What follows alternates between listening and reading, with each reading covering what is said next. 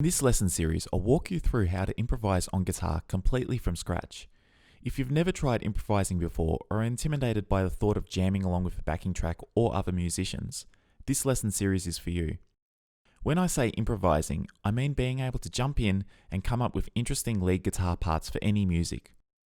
Whatever style of music you want to play, you'll be able to use the principles and ideas from these lessons to work with your own style. Improvising is one of the most fun things you can do on guitar, but it can seem daunting or weird when you first try to learn it. If you follow these lessons, you'll eventually be able to load any backing track from YouTube and easily jam along. You'll also be able to jam along with other guitarists and create your own solos and lead parts without having to memorize a bunch of licks. I've noticed that a lot of lessons on YouTube start by throwing a scale at you, such as the pentatonic scale, and ask you to play up and down the scale. That approach might work for some people, but it can also lead to problems. This lesson series will take a different approach that starts off slower, but I believe it'll take you further. My goal with this first lesson is to simply get you started with some very basic improvisation without needing to memorize any scales. I've spent a lot of time planning this lesson series to make sure it gives you the easiest starting point possible while staying effective in helping you develop your creativity on the fretboard. So the first few lessons should feel easy no matter what skill level you're starting at. While these lessons are designed for beginners, intermediate guitarists can still get a lot out of the exercises and drills.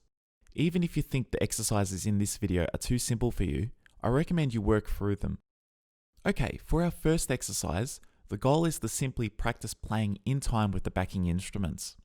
You're not expected to come up with some amazing solos straight away. We will get to that, but for now it's all about playing in time. Just get used to listening to the backing drums, bass, and guitar, and learn to feel comfortable playing in time with those instruments. We're going to only use 4 notes for all of the exercises in this lesson. The 4 notes are the 5th and 7th frets on the D and G strings.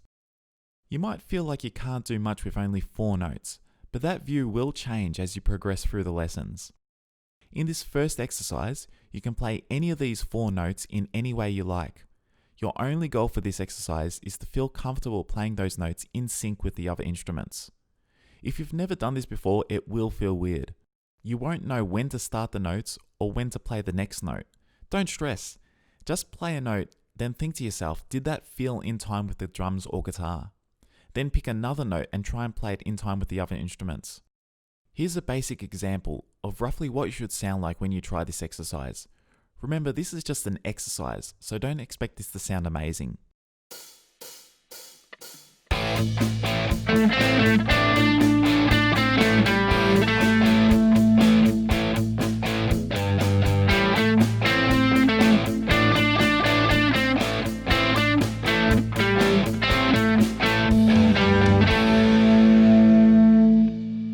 As you can hear, I'm not using any special techniques such as bends, vibrato, slides, or anything else.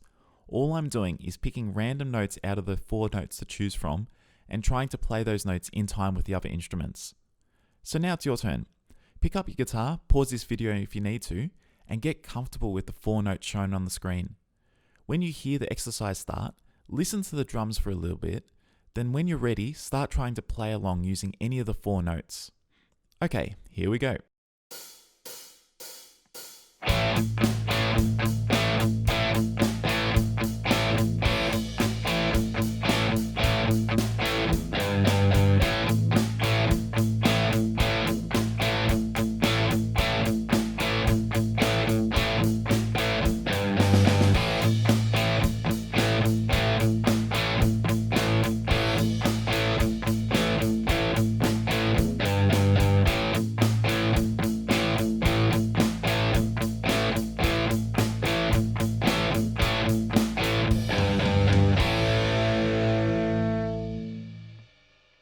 Okay, so if this was the first time you've tried to improvise, don't stress if you felt lost. That's normal. It can feel weird to try and make things up if you're not used to it. But that's what this lesson series is for, to get you comfortable with making things up on the spot and learning to be creative. This can be harder than learning to play actual songs, but it's a lot of fun if you stick with it. If you want, you can skip back in this video and try and play along with the exercise again. Repeat it as many times as you like. Here are some key points to keep in mind while you're playing along with the exercise. First, don't rush. It's okay if you need to listen to the drums for a little bit to get a feel for the tempo and rhythm. Only play your first note when you're ready. Rushing always leads to sloppy playing. Even if you need to take a long pause before you play the next note, that's fine.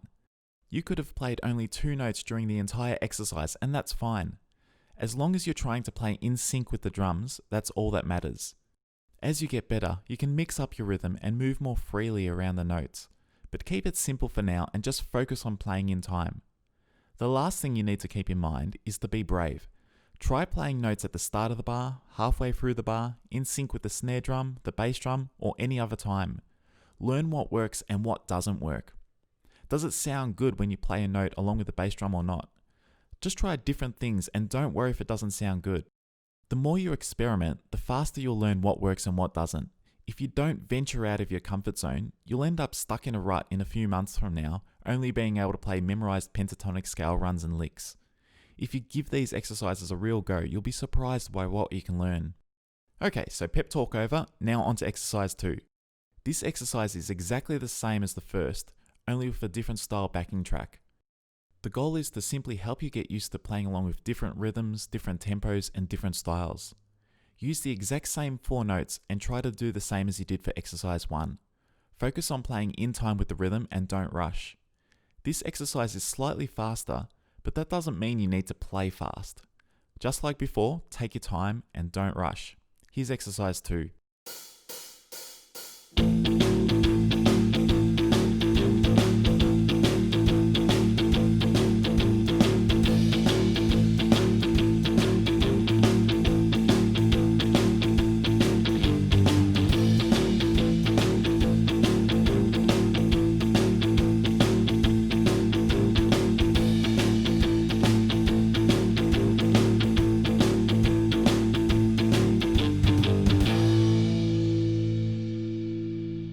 Okay, so whether that felt easy or hard, just stick with it.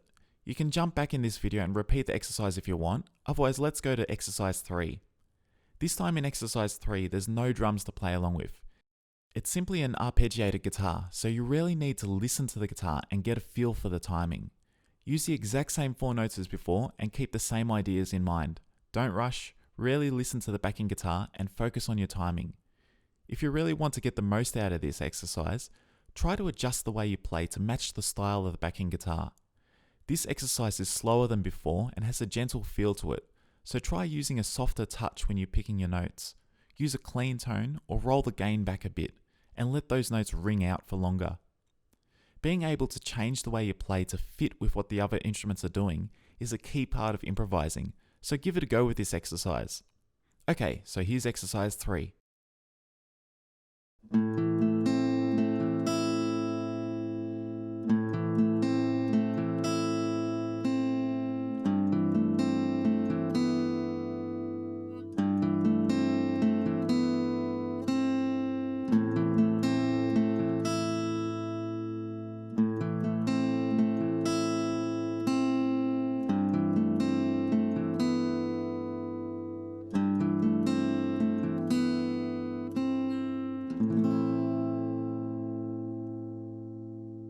It was probably pretty obvious how much easier it is to jam along with a full band compared to a solo guitar.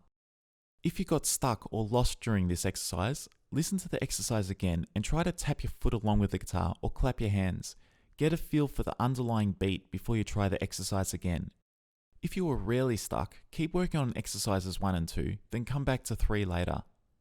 Okay, so for the last exercise in this lesson, let's mix things up slightly. This exercise has 2 parts. The first 8 bars will have a steady rock feel, then the last 8 bars will switch to a halftime feel. It'll still be the same tempo, but you'll notice that it feels completely different. You can play the same way throughout the whole exercise, or you can try and adjust your playing to match the backing instruments. My suggestion is that when you hear the change to the halftime feel, try and play longer notes to match the change. In later lessons, we'll take this much further, but this exercise will give you an idea of what jamming is all about. Being able to adjust and change your playing style to suit what the other instruments are doing is a big part of improvisation. Don't put pressure on yourself, as you will get better every time you practice this. Okay, here's exercise 4.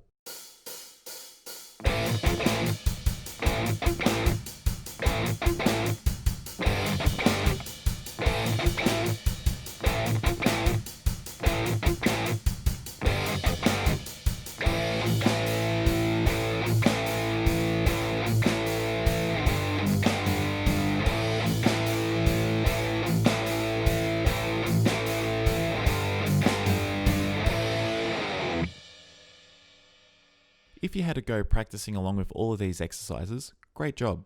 Whether you breezed through them or you felt they were hard, you'll get better every time you try and play along with them. As a practice plan, I recommend playing through all 4 of these exercises at least once per day over the next week. You can repeat any exercises as many times as you like, but really try to practice all 4. Try to adjust your timing and how you move through the notes to fit with the style of the backing instruments. Once you can confidently play along with all of these exercises, you'll be ready for the next lesson.